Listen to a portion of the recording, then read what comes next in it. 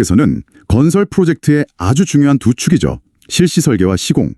이 둘의 관계를 한번 깊이 파헤쳐 보겠습니다. 네. 이게 전통적으로는 그냥 순서대로 진행되는 단계다 이렇게 보지만 사실은 뭐랄까 서로 없이는 존재할 수 없는 그런 관계잖아요. 맞습니다. 뗄래야 뗄 수 없죠. 네.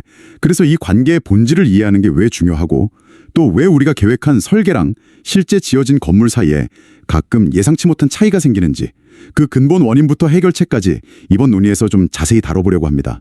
아마 당신이 이 분야를 이해하시는데도 큰 도움이 될 겁니다. 네, 좋습니다. 그럼 먼저 각자의 역할을 좀 명확히 하는 게 중요할 것 같아요. 네, 그렇죠.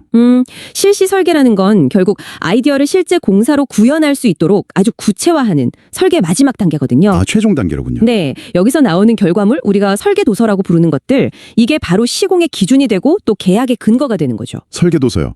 구체적으로 어떤 것들이 포함되나요? 예를 들면 설계 도면, 이건 건물의 형태나 크기, 치수를 정확히 보여주니까 시공할 때 길잡이가 되고요. 네. 또 시방서라고 있습니다. 이건 어떤 자재를 쓰고 어떤 품질 기준으로 어떤 공법으로 시공해야 하는지 아주 상세하게 명시해 놓은 문서예요. 품질 기준인 셈이죠. 아하, 기준서군요. 그리고 공사비 내역서는 당연히 비용의 근거가 되니까 예산 관리에 필수적이고 구조계산서 같은 것들은 이 건물이 구조적으로 안전하다는 걸 증명해주는 뭐랄까 기술적인 토대가 됩니다. 중요한 건 이게 그냥 참고 자료가 아니라는 거예요. 시공자가 법적으로 반드시 따라야 하는 아주 명확한 지침입니다. 알겠습니다. 그럼 시공은 어떤 역할인가요? 반면에 시공은 방금 말씀드린 그 설계 도서에 명시된 내용을 바탕으로 해서 이걸 현실의 건물로 만들어가는 과정이죠. 네네.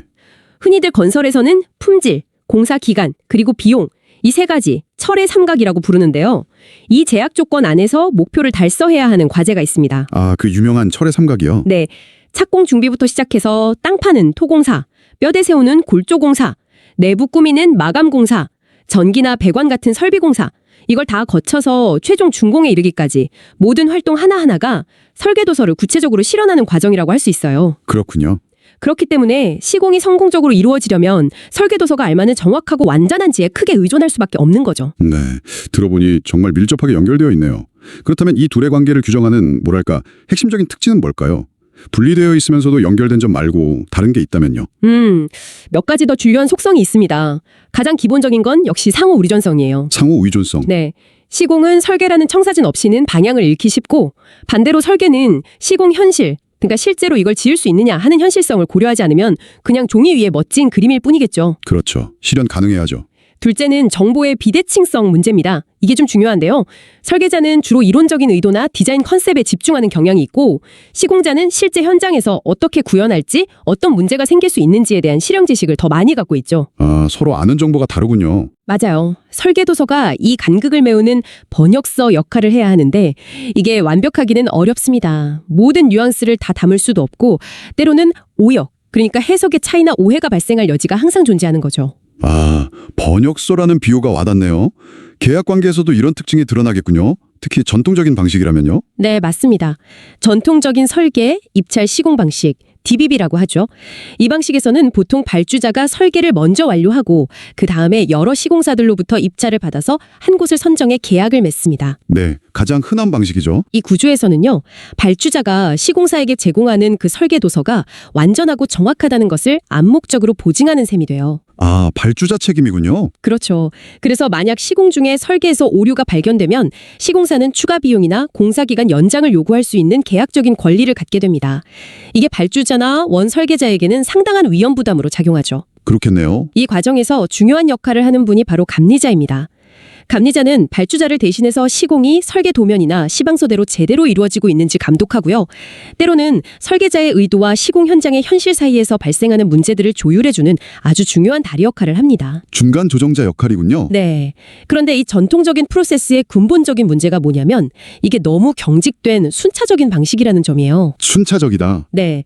설계가 딱 끝나면 마치 완성된 결과물을 그냥 담장 너머로 휙 던지듯이 시공팀에게 넘기는 식이죠. 아, 그런 느낌이군요. 그러다 보니까 시공 단계에서 예상치 못했던 현장 조건, 예를 들어 땅을 파봤더니 설계랑 다른 집안이 나왔다거나 아니면 발주자가 갑자기 요구사항을 바꾼다거나 하는 외부 충격이 가해졌을 때 이 시스템이 유연하게 적응하기보다는 그냥 파열되기 쉬운 구조예요. 파열된다는 건 구체적으로 어떤 이 파열이 바로 우리가 흔히 보는 정보 요청서, RFI, 시공 중에 뭔가 불명확해서 설계자에게 공식적으로 물어보는 문서죠.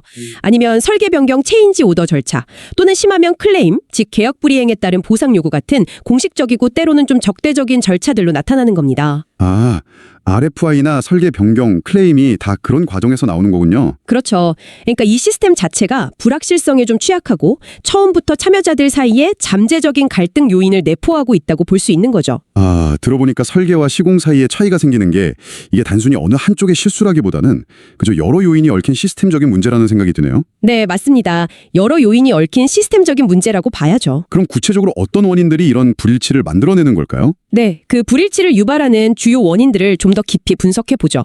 가장 직접적인 원인은 역시 설계 단계 자체의 결함, 뭐랄까, 부실한 청사진 문제입니다. 설계 자체의 문제군요. 네, 설계 도서의 치수가 부정확하게 기입되어 있다거나, 평면도 정보랑 인면도 정보가 서로 충돌한다거나, 아니면 마감 상세처럼 중요한 부분이 누락되어 있다거나, 시방서 내용이 너무 모호해서 이렇게도 저렇게도 해석될 여지가 있는 경우, 이런 것들이 다 여기에 해당됩니다. 네. 실제로 한 분석 결과를 보면요. 건축 기계 설비 관련 하자의 약 10%에서 15% 정도가 바로 이런 설계 오류에서 비롯된다고 해요. 꽤 높은 비율이네요. 그렇죠. 또 프로젝트 초기에 현장 조사나 집안 조사가 충분히 이루어지지 않으면 잘못된 가정을 바탕으로 설계를 진행하게 될 수도 있습니다. 아, 예를 들면요. 예를 들어 실제로는 연약 집안인데 일반 집안이라고 가정하고 기초 설계를 했다. 그러면 나중에 실제 시공에 들어갔을 때 설계와 현실이 안 맞아서 큰 문제가 발생하겠죠. 이게 종종 현장 조건 상위 클레임으로 이어지기도 하고요. 네. 이런 설계 결함들은 결국 시공을 중단시키고 질문하고 답변 기다리는 동안 공사기간을 지연시키고 심한 경우에는 재시공이라는 정말 최악의 상황까지 초래할 수 있습니다. 재시공은 정말 피해야 할 텐데요. 구체적인 사례를 보시면 당신도 아마 문제의 심각성을 느끼실 겁니다. 예를 들어서요. 한 아파트에서 계속 물이 새서 원인을 추적해봤더니 설계 도면에는 전혀 표시되지 않았던 급수 배관이 엉뚱한 위치에 벽 속에 묻혀 있었던 경우가 있었어요. 아, 도면에 없던 배관이요? 네, 명백한 설계 누락이죠. 시공할 때도 혼란스러웠을 테고 결국에는 입주 후에 하자 분쟁으로까지 번졌던 사례입니다. 정말 황당한 경우네요. 또 다른 사례는 좀 더 첨단 기술과 관련된 건데요. 완공된 건물을 정밀하게 확인하려고 3D 레이저 스캐닝을 해봤더니요. 시공된 기초 구조물이 원래 도면 위치에서 무려 25cm나 벗어나 있었고 심지어 한쪽 벽체는 수직에서 9cm나 기울어져 있었다는 좀 충격적인 보고도 있습니다. 9cm요? 와, 그 정도면 심각한데요. 그렇죠. 이 정도 오차는 건물의 안전이나 기능에 심각한 영향을 줄 수 있어서 결국 막대한 비용을 들여서 재시공을 할 수밖에 없었다고 합니다. 설계와 시공의 불일치가 얼마나 큰 손실로 이어질 수 있는지 보여주는 거죠. 정말 큰 손실이네요. 심지어는요, 문서 자체 내에서도 정보가 충돌하는 경우도 있어요. 어떤 프로젝트에서는 특정 공간을 나누는 칸막이에 대해서 도면의 주기, 그러니까 노트에는 접이식 문, 홀딩 도어라고 써 있는데 정작 상세 도면하고 특히 시방서에는 이동식 칸막이, 모바일 파티션이라고 다르게 표기되어 있었던 거죠. 아, 같은 부재인데 이름이 다르게. 네, 이 작은 불일치 때문에 어떤 자재를 쓰는 게 계약에 맞는 거냐 이걸 두고 분쟁이 발생했고 결국 공식적인 설계 변경 절차를 통해서 명확해야만 했습니다. 이게 시간 낭비, 행정력 낭비는 물론이고 참여자들 간의 신뢰에도 금이 갈 수 있는 문제죠. 그렇겠네요. 정말 사소한 것 같아도 큰 문제로 번질 수 있군요. 네, 그럼 다른 원인은 또 없을까요? 두 번째 주요 원인은 아까 잠시 언급했던 시스템적인 파편화와 소통 단절. 이걸 흔히 사일로 효과라고 부르기도 합니다. 사일로 효과요? 네. 특히 아까 말씀드린 전통적인 설계, 입찰, 시공, DBB 방식은 구조적으로 설계팀과 시공팀을 계약상으로도 그리고 시간적으로도 분리시켜버려요. 아, 분리시킨다. 네. 설계가 완전히 다 끝나고 나서야 시공사가 선정되니까 시공 과정에서 발생할 수 있는 문제점이나 혹은 더 효율적인 공법에 대한 시공사의 전문 지식, 이걸 시공성이라고 하는데요. 이런 시공성이 설계 단계에 반영되기가 매우 어렵습니다. 아, 시공 경험이 설계에 들어가기 어렵군요. 그렇죠. 그리고 이렇게 분리된 구조는 참여 주체들 사이에 어떤 불신이나 책임 회피 같은 거요? 네, 맞습니다. 책임 회피 경향을 조장하기도 하고요. 문제가 딱 발생했을 때 같이 협력해서 해결책을 찾기보다는 각자 자기 책임 벼더거나 상대방에게 책임을 떠넘기려는 그런 방어적인 자세를 취하기가 쉬워지는 거죠. 협력이 어렵겠네요. 네, 의사소통도 마찬가지예요. 자유롭게 정보를 교환하기보다는 나중에 혹시 생길지도 모르는 클레임에 대비해서 모든 걸 그냥 문서로 남기려는 좀 공식적이고 경직된 형태로 변질될 가능성이 높습니다. 아, 기록만 남기려는? 네, 설계자는 자기 설계를 방어하려고 하고 시공사는 혹시 설계에 허점이 있나 찾아서 추가 공사비를 확보하려는 그런 유인을 가질 수도 있고요.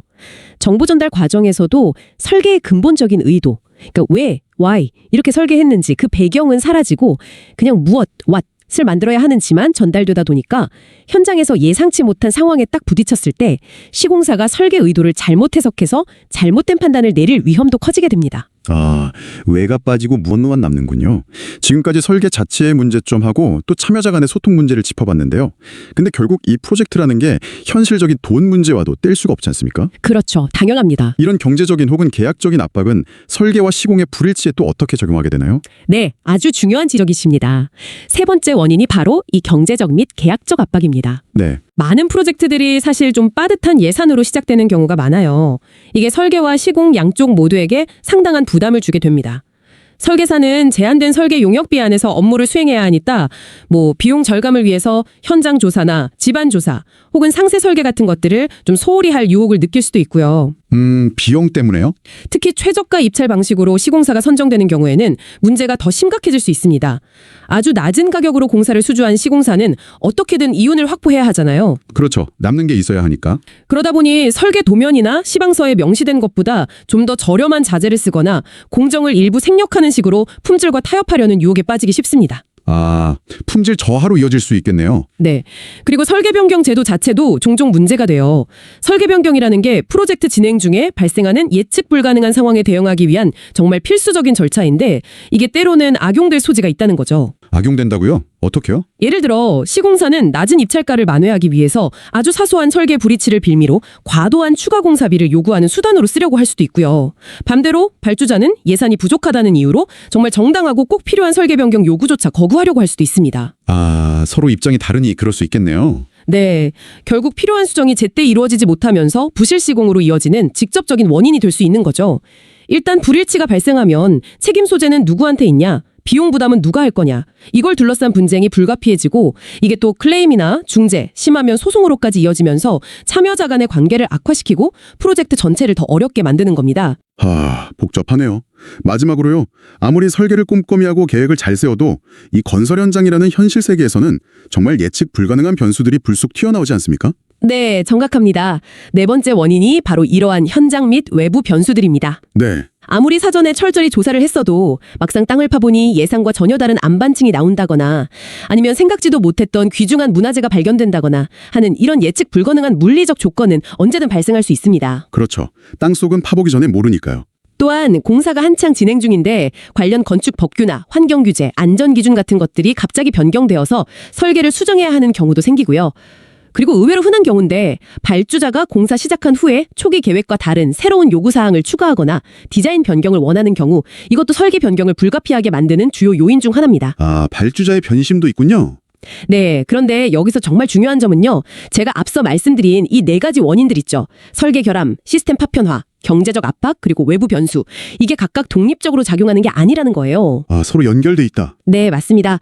서로 아주 복잡하게 얽혀서 악순환을 만들어낸다는 사실입니다. 악순환이요? 네, 예를 들어 한번 설명해 볼게요.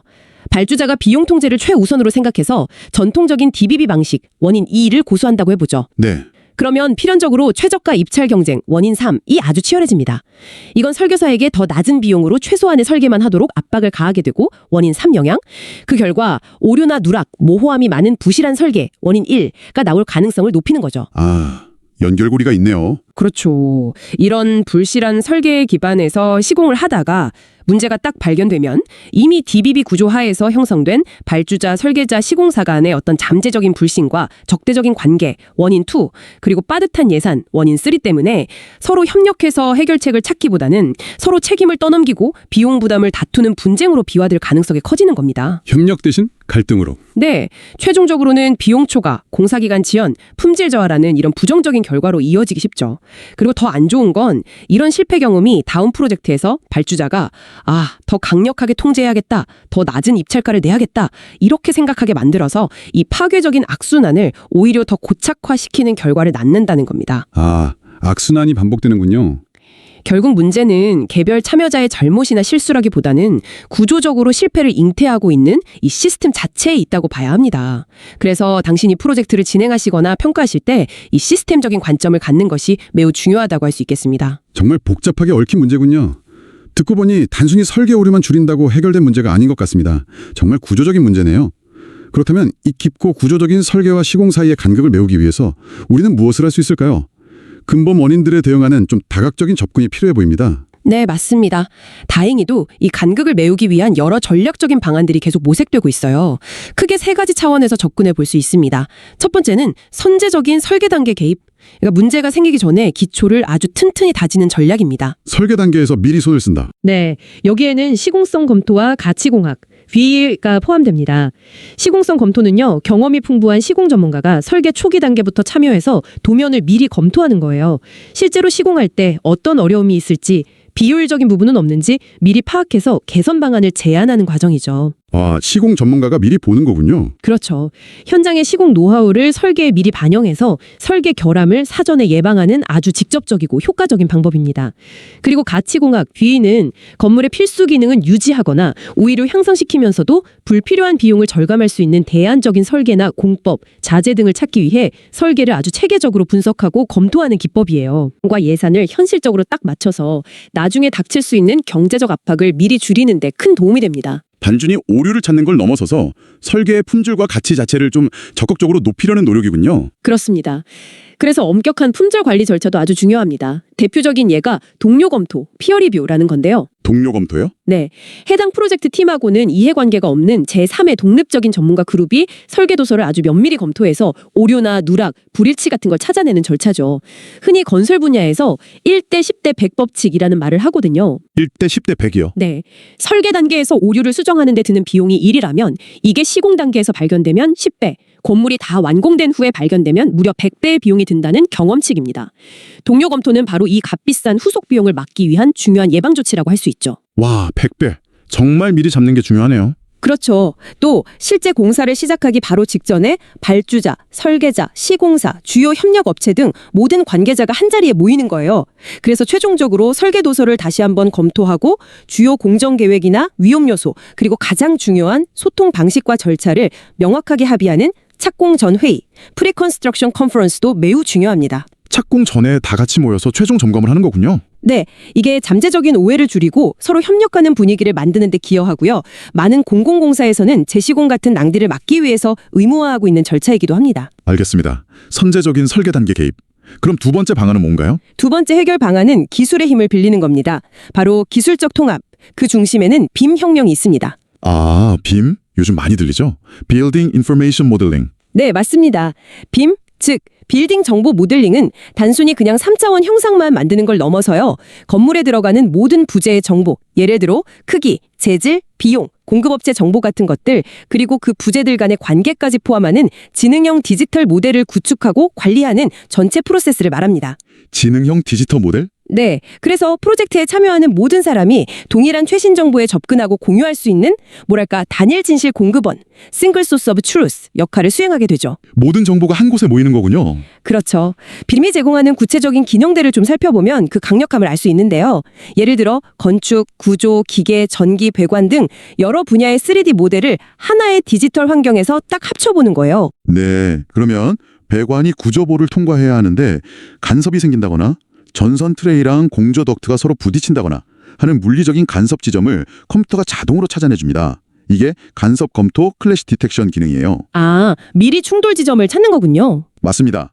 이걸 통해서 실제 공사에서 발생할 수 있는 재작업이나 자재 낭비를 가상 공간에서 미리 해결하니까 막대한 비용과 시간을 절약할 수 있는 거죠. 정말 효과적이겠네요. 네, 뿐만 아니라 여기에 공정계획, 즉 시간 정보를 결합해서 공사가 진행되는 순서를 시각적으로 시뮬레이션하는 4D 모델링도 가능하고요. 4D요. 시간까지? 네, 더 나아가서 각 공정 단계별로 필요한 물량과 비용 정보까지 연동시켜서 프로젝트 예산을 실시간으로 추적하고 관리하는 5D 모델링까지 가능합니다. 아, 그러니까 단순히 3D 도면을 넘어서 시간 정보 4D, 비용 정보 5D까지 통합된 뭐랄까 디지털 쌍둥이? 디지털 트윈 같은 걸 만드는 거군요. 네, 정확히 그런 개념입니다. 이야, 이건 단순히 기술의 문제를 넘어서서 일하는 방식이나 협업 문화 자체를 근본적으로 바꾸는 그런 잠재력을 가진 것 같습니다. 정확히 보셨습니다. 빔의 가장 큰 힘은 바로 협업과 소통의 혁신에 있습니다.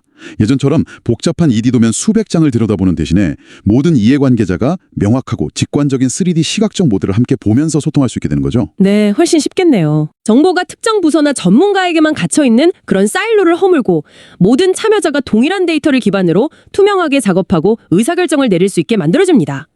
이게 앞서 지적했던 시스템적 파편화와 소통 단절 문제를 해결하고 근본적으로 분절되어 있던 작업 방식을 훨씬 통합적이고 협력적인 방식으로 전환시키는 아주 강력한 촉매제가 될 수 있습니다. 그래서 당신의 프로젝트에서도 빔 도입을 한번 고려해볼 가치가 충분하다고 생각합니다. 네, 빔의 가능성 잘 알겠습니다. 그럼 마지막 세 번째 해결 방안은 무엇인가요? 마지막 세 번째 해결 방안은 좀 더 거시적인 접근인데요. 바로 프로젝트 발주 방식 자체의 진화를 통해서 참여자들의 이해관계를 근본적으로 재정렬하는 것입니다. 발주 방식 자체를 바꾼다. 네, 대표적인 예가 설계 시공 일괄 입찰, 디자인 빌드, DB 또는 턴키, 턴치 방식입니다. 전통적인 DBB와는 달리 설계와 시공을 분리하지 않고 처음부터 하나의 계약 주체, 주로 건설사 컨소시엄에게 맡기는 방식이죠. 아, 한꺼번에 맡기는 거군요. 네, 가장 큰 장점은 설계 단계부터 시공 노하우를 반영하기가 용이하고 설계와 시공을 일부 중첩해서 진행하는 패스트 트랙이 가능해서 전체 공사 기간을 단축할 수 있다는 점입니다. 공사기간 단축. 중요하죠. 네. 그리고 문제가 발생했을 때 책임 소재가 비교적 명확하다는 장점도 있고요. 반면에 발주자 입장에서는 설계 과정에 대한 통제력이 상대적으로 좀 약화될 수 있고 또 일괄 계약자, DB 컨트랙터가 비용 절감을 너무 우선시하는 과정에서 최종 결과물의 품질이 희생될 수 있다는 잠재적인 단점도 신중하게 고려해야 합니다. 장단점이 있군요. 여기서 한 걸음 더 나아가서 현재 가장 진보된 협력 모델로 주목받고 있는 것이 통합 프로젝트 발주, 인티그레이티드 프로젝트 딜리버리 방식입니다. IPD요? 그건 뭔가요? 이건 프로젝트의 핵심 참여자, 그러니까 발주자, 설계자, 주요 시공사가 프로젝트 기획 초기 단계부터 하나의 다자간 계약, 멀티파티 어그리먼트를 맺는 거예요. 그리고 프로젝트의 성공, 예를 들어 예산 절감, 공기 단축, 품질 목표 달성 같은 것들에 따라서 위험과 보상을 공동으로 공유하는 방식입니다. 위험과 보상을 같이 나눈다. 네, 즉 이건 내 책임, 저건 내 책임 이렇게 따지던 전통적인 제로섬 게임에서 벗어나서 모든 참여자의 이해관계를 프로젝트 전체의 성공이라는 공동 목표에 딱 일치시키는 구조적인 해법이라고 할 수 있습니다. 아, 목표를 하나로 모으는 거군요. 그렇죠. 이를 통해서 진정한 의미의 팀워크와 상호 신뢰를 기반으로 하는 협업을 촉진해서 설계와 시공 간의 불일치나 갈등을 원천적으로 줄여보려는 시도입니다. 굉장히 이상적인 모델 같은데요. 네, 이상적인 측면이 있죠. 다만 이 방식이 성공하려면 참여하는 모든 조직과 개인에게 매우 높은 수준의 신뢰, 투명성, 협업 역량, 그리고 전문성이 요구됩니다. 그리고 아직 국내에서는 계약 구조가 좀 복잡하다거나 법적 제도적 지원이 부족하다거나 하는 이유로 활성화되지 못하고 있는 현실적인 과제도 안고 있습니다. 네, 현실적인 어려움도 있겠군요. 들어보니 결국 전통적인 설계, 입찰, 시공, DBB 방식부터 시작해서 설계, 시공 일괄 입찰, DB, 그리고 가장 협력적인 통합 프로젝트 발주, IPD에 이르기까지 각각의 발주 방식은 계약 구조나 위험을 누가 어떻게 부담하는지, 또 요구되는 협업의 수준, 사업 진행 속도, 발주자가 얼마나 통제권을 갖는지, 그리고 어떤 유형의 프로젝트에 더 적합한지 등에서 아주 뚜렷한 차이를 보이네요. 맞습니다. 각각 특징이 다르죠. 오늘 논의를 쭉 종합해보면 설계와 시공의 이 고질적인 불일치 문제를 근본적으로 해결하기 위해서는 단순히 개별적인 설계의 오류를 찾아내 수정하거나 기술 도입에만 의존할 것이 아니라 당신이 추진하려는 프로젝트의 구체적인 특성과 목표를 면밀히 분석하고 그에 가장 적합한 최적의 발주 방식을 전략적으로 선택하는 것이 중요하겠군요. 네, 그게 핵심입니다. 그렇게 함으로써 프로젝트 참여자들 간의 관계 자체를 재정립하고 좀 더 협력적인 시스템을 구축하는 것, 이것이 필수적이라는 결론에 이르게 되는 것 같습니다.